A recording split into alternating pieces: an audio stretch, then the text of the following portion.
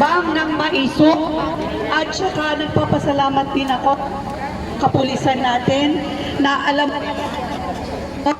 ay maging tiwasay at maayos itong araw, mga araw na nandito tayo para dito sa nangyayaring sa ito. Ngayon, alam natin lahat ang mga pangyayari. Kung kayo ay nakikinig sa social media dahil yan ngayon ang nandiyan talaga, ang mas mostly tuhanan tayong malito at yun pong umaasa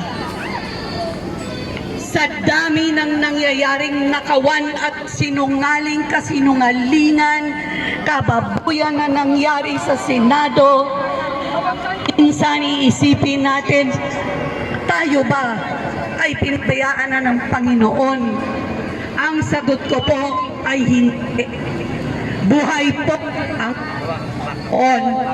At ngayon po ay bibigyan ko ng pag-asa ang tao yan na ang Diyos is a God of order. Kung meron man tayong nagdadaanan sa ngayon, ang sa akin palagay ko'y dapat nating pagdaanan so that pagdating ng panahon, tayo ay dapat matuto, wag na tayong magpalinlang, kailangan mag-isip-isip ng maigi at mabuti.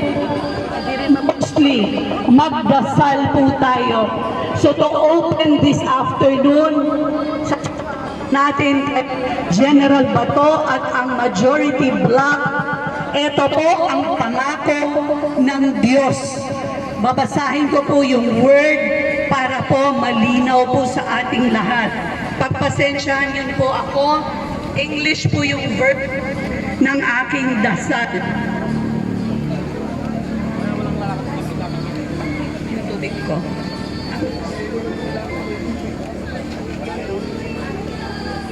Please bear with me dahil overheat po yung isang phone ko, so gamit ko ngayon itong maliit ko ng phone.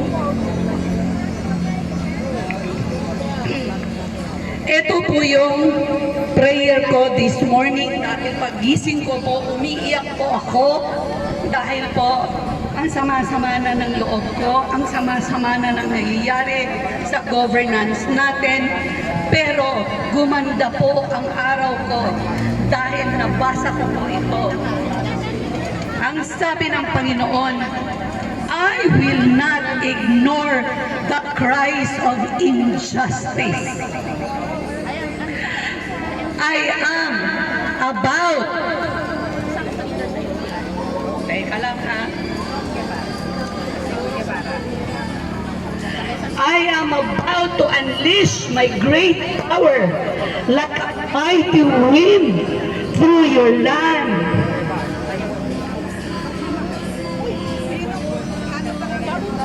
That is piece of miraculous power will be seen all around you. Even now, winds are blowing down the structures and of men from trusting in my power. Gale force winds will blow, clearing out is clearing out not of me. The more confidence you place in the structures of the pavement will come when I blow. Then, when I blow down, my truth will prevail. I will reveal my power against the wickedness and unrighteousness, toppling the evil that oppress the innocent. I expose the lies that lurk in the shadows. I will highlight the purity and passion of my humble lovers. Nothing is hidden from me. Every glory, every ploy of evil that has sought to lead people astray will fail. But But those who lead with integrity will shine like the darkness. My life. Ito ang pangako ng Panginoon. And in closing,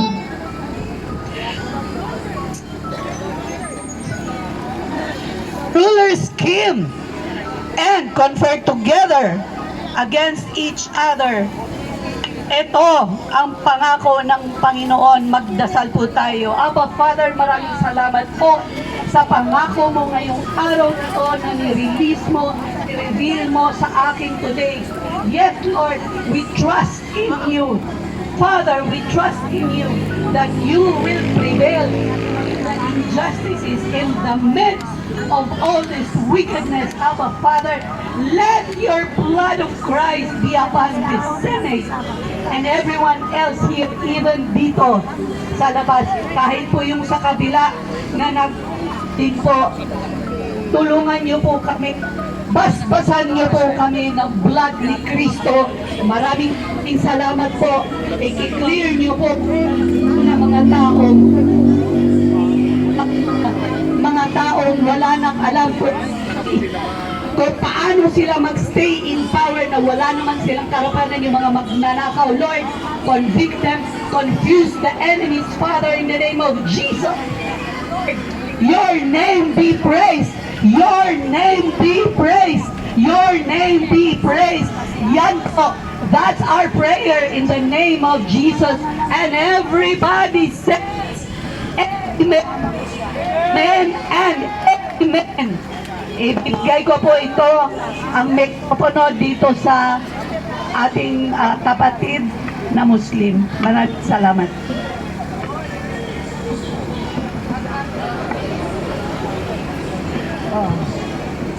A'udzu billahi minasyaitonir rajim. Bismillahirrahmanirrahim. Mahal naming Senator Bato, Mindanaon ka po.